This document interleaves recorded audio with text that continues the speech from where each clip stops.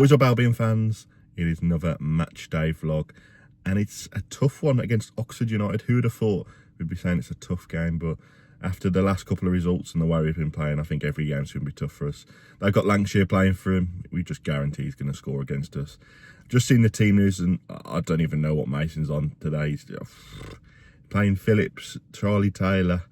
I'm hoping he's playing it as a back three, because if he's playing Charlie Taylor as a centre back with Callum Stoles at left back, then he really has lost the plot, and that is the worrying thing. I think he doesn't know he's starting 11. You know, we're almost into, pretty much halfway through the season, and he doesn't know he's starting 11, and it's ridiculous to the point where he's just picking and choosing different players into different positions, and I don't think he's actually had a settled starting 11 now since he's took over, which is just wrong. And surely by now you know who you're going to be playing and who's not fit for you.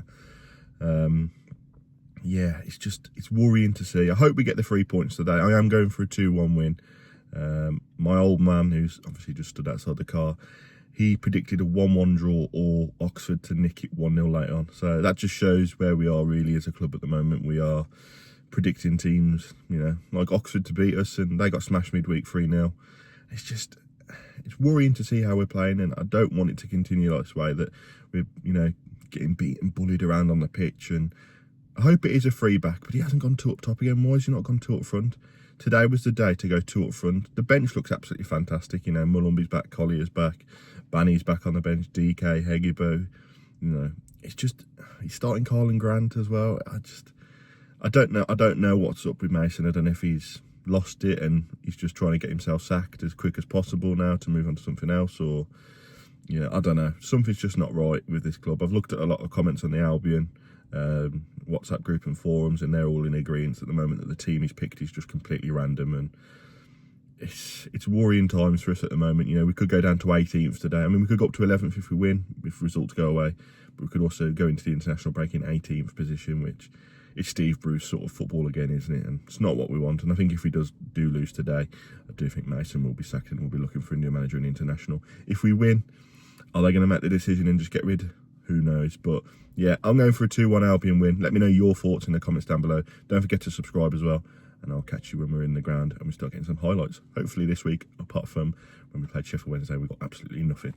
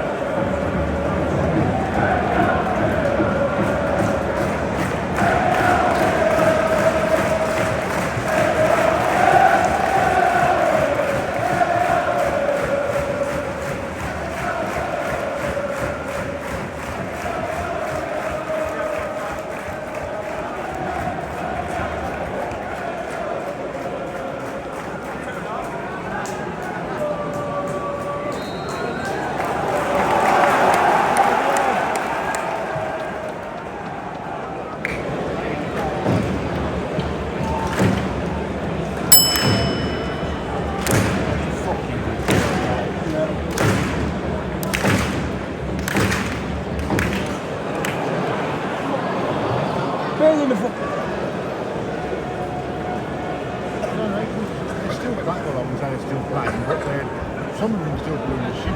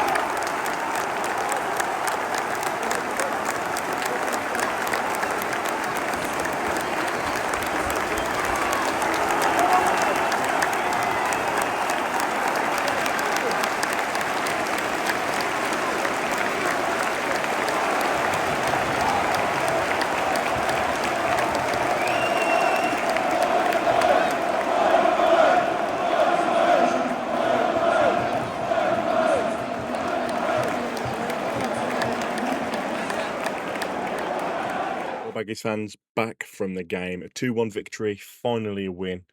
Is it enough to save Mason? For me, it's not. The football again today was poor. Oxford went 1-0 up, and there was noise around the ground when Oxford went 1-0 up. There was booing, shouting, screaming. And again, I just think the football that we play under him, it was sideways, backwards. Okay, yeah, we did win the game 2-1. Got back into the game through an own goal and then a fantastic header by Heggyboat to make it 2-1.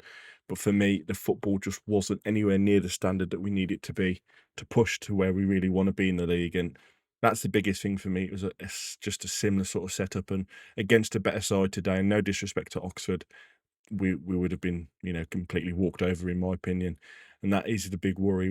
We were poor against a very poor Oxford team. And, we went 1-0 down. And, we always said it, and I predicted it at the start of the video that Lancashire was going to score. Mowat's chasing down the left back because he just got no legs, no pace whatsoever. Obviously, we were pushing high up.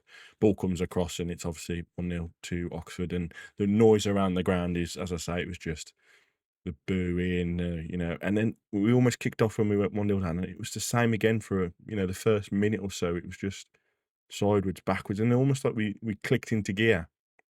And Johnston and Stiles down that left side were absolutely fantastic. Stiles put the ball in, and obviously fumbled into the own goal, really, own net, by the Oxford player. And then, as I say, Price whipping the ball in, a fantastic run across his marker by Heggybo and flicked on, beat the keeper. And it was an absolutely fantastic goal. And I'm really happy for Heggybo because it shows that we have got a goal scorer in him. We just need to play to his strengths, and that's it. Getting across his marker, getting the flick on today was absolutely fantastic. Madger, for me, didn't really do a lot. He just looks not interested. There was times when the ball went down the line and the ball come into the box. I mean, there was a chance in the first half where Mikey Johnson had blitzed his defender, put a ball across the 6-yard box. And, Madger of last year would have been on the edge of the, 6-yard box to pop it in and goal, but he weren't there. He was deeper, and then there was nobody at the far post to tap it in either. So I think there's still a lack of movement up front. And I don't think Mason has found his team that he's suited and happy with. Nice to see Malumbi come back. He was absolutely fantastic when he come on. That energy in midfield that we need. Collier come on, looked fantastic as well. Gilchrist at right back did a very, very good job. Griffiths made some fantastic saves, but again, we went 2-1 up, and instead of keeping the pressure on and going for 3 or 4, and improving our goal difference, we almost seemed to back off of them and let them almost attack us, and that was the big worry for me. Going 2-1 up and almost sitting on it, and that's not how we should be playing. And as I said, this is no disrespect to Oxford. You have got some fantastic players. That Dembele come on and he looked really good. Obviously Lancashire up front. When we had him last year, I know we knew he was going to be a goal scorer. We just again weren't playing to his strengths. So I do think you might stop up this season potentially. I don't know. Depends how you get on with Gary Rowett in charge. Sheffield United are still hit and miss, so that's probably your only real saving grace at the moment. And Norwich obviously being down there. But for me, today's performance was still not what we need it to be. It was slow, sideways, and for me, I'm still in the Mason out camp. This possibly buys him another couple of weeks during international. Let's see after international if we do stick with him. Does he pick another team? Now he's got fully fit players back. Obviously, Tammy Banner's back, DK's back, Malumbi, Collier. Mepham was benched, I'm guessing, because he was on 5 yellow cards, so it's probably not worth in the ban. But the team's going to be different, I think, after we see against Coventry, and I think that'll be the biggest test for us this season so far. So, but yeah, thank you very much, everybody, for tuning in. Let me know your thoughts of today's game, the goals. Are you Mason in, Mason out? I love reading all your comments. Obviously, Oxford fans, if you're watching this, let me know your thoughts on the game. You went 1-0 up, and then you almost gave us a route back into the game by just sitting off us, which was so strange. But yeah, it's a tough one. Don't forget to aim for 30 likes on this video. Subscribe as well. We are on our way to that 800 subscriber mark, so hit that subscribe button. And I'll catch you all midweek for a championship roundup. Bye-bye, guys.